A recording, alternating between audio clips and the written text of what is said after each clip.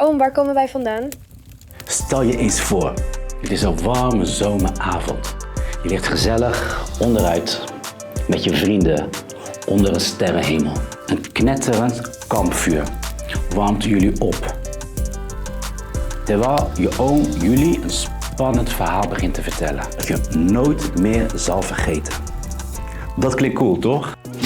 Duizenden jaren lang was dit de manier om te vertellen hoe de wereld is ontstaan, waarom de zon opkomt en ja, hoe het komt dat wij hier zijn.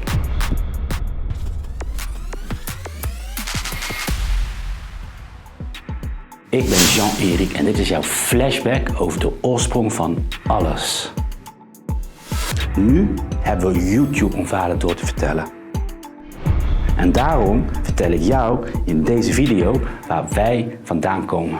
Oké, let's go. Er zijn 2 soorten verhalen. Scheppingsverhalen en het wetenschappelijke verhaal van evolutie. We beginnen met scheppingsverhalen. Dit waren de verhalen aan het kampvuur. Elk volk had en heeft zo'n verhaal, vol goden, monsters en helden.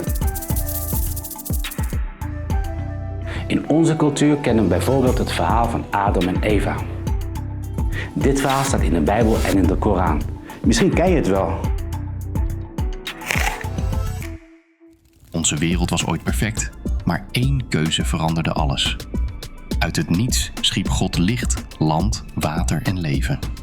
Als een schilder maakte God Adam en, uit Adams vlees, Eva. Ze leefden samen in een zorgeloze, overvloedige tuin. Er was maar 1 regel. Eet niet van de boom van kennis van goed en kwaad. De slang, eigenlijk de duivel, verleidde Eva om toch te eten. Ze deelde de appel met Adam en toen veranderde alles. Kapot van schaamte ontdekten Adam en Eva dat ze naakt waren. God verbande hen uit het paradijs. Vanaf nu moest de mens keihard werken en lijden. Zo begon ons verhaal, in een tuin die ooit lag waar nu Irak is. Maar wist je dat op dezelfde plek als die van Adam en Eva we het oudste geschreven verhaal ooit hebben teruggevonden? Namelijk het Gilgamesh-verhaal van 4000 jaar geleden. Gilgamesh? Huh? Dit is het verhaal. Lang geleden in Mesopotamië regeerden machtige goden de wereld. De mensen werden te luidruchtig en de goden besloten hen te vernietigen met een vloed. Alleen de god Ea had medelijden en waarschuwde Utnapishtim in een droom. Hij moest een ark bouwen en zijn familie en van elke diersoort 1 paar meenemen. De vloed kwam en verwoestte alles, maar iedereen op de ark overleefde. Na 7 dagen zakte het water en een uitvliegende raaf toonde dat het land weer droog was. Als beloning maakten de goden Utnapishtim en zijn vrouw onsterfelijk.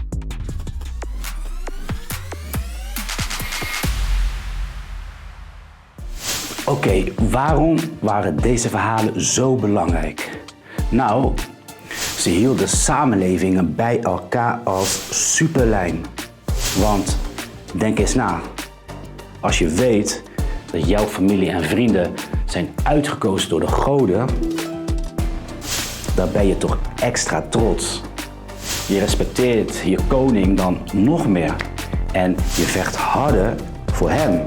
En je accepteert zijn wetten zonder twijfel. Maar er is nog iets anders. Het is door deze verhalen dat wij mensen zo succesvol zijn in vergelijking met dieren. Oh no! No! Ja, echt waar. Maar om dat uit te leggen, moet ik je eerst het tweede type verhaal over onze oorsprong vertellen. Tegenover de scheppingsverhalen staat de wetenschappelijke benadering. Wat is dat?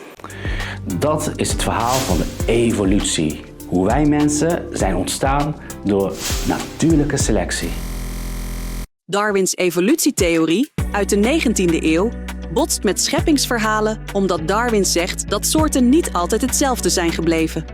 Volgens hem veranderen ze langzaam over miljoenen jaren door een proces dat natuurlijke selectie heet.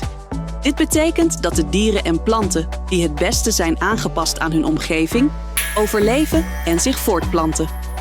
Scheppingsverhalen, aan de andere kant, vertellen dat alle soorten in één keer, precies zoals ze nu zijn, door een god of hogere macht zijn gemaakt. Darwin laat dus zien dat alles om ons heen steeds verandert en niet altijd hetzelfde is gebleven. Darwins idee was alsof er een bom ontplofte in de wereld van de wetenschap. Veel mensen gingen voorgoed anders kijken naar het leven en waar we vandaan komen. En nu komt de aap uit de mouw.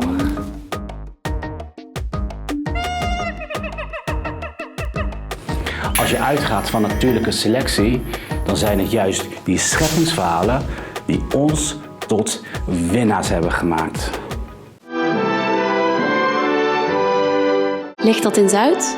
Kijk, dieren werken samen, ja, maar alleen kleine groepen, met soortgenoten die ze kennen.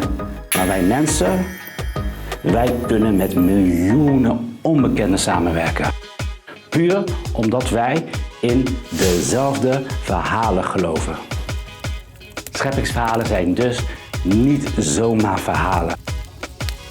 Ze zijn de basis van alle verhalen die wij kennen en geloven. En dat beste geschiedenisgenius is waarom wij vandaag aan de top van de voedselketen staan.